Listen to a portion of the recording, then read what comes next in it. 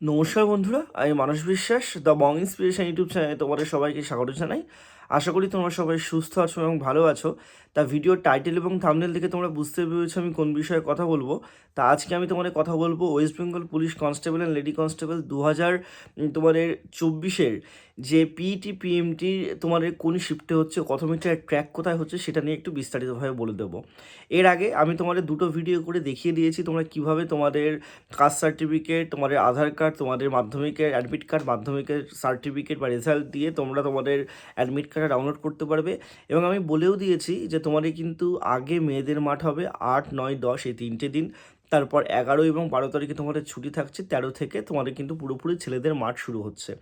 এবার তোমরা অনেকেই প্রশ্ন আমাকে করছো আরে কত শিফটে মাঠ হচ্ছে, মানে তোমাদের মাঠগুলো হবে এবং শিফটে যেই তারিখটা দেওয়া আছে এবং যেই ডেটটা দেওয়া আছে বা সময়টা দেওয়া আছে, তারিখের ডেট সেমই, সময়টা দেওয়া আছে সেই সময়টার কত আগে যাব।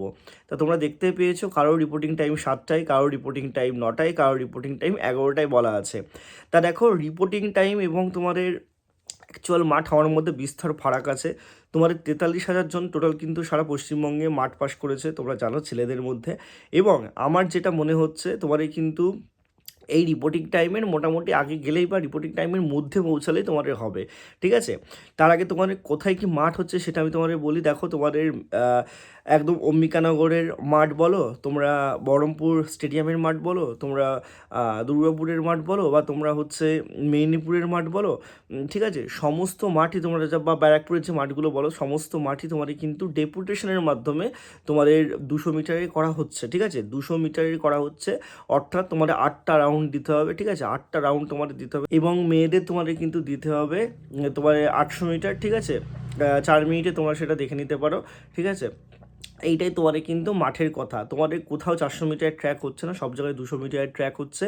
তোমাদের রিপোর্টিং টাইম যা আছে তার আগে পৌঁছলেই তোমাদের হবে, তোমাদের আগে যাওয়ার কোনো প্রয়োজন নেই।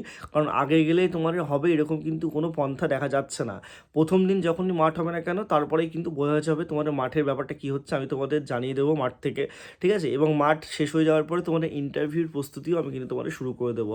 এইটুকুই ছিল আজকের ভিডিওটা। তোমার ভিডিওটা শেষ পর্যন্ত দেখো এবং যারা যারা আমার এই চ্যানেল নতুন, তোমরা চ্যানেলটি সাবস্ক্রাইব করে পাশের বেল আইকনটি ক্লিক করে রাখো।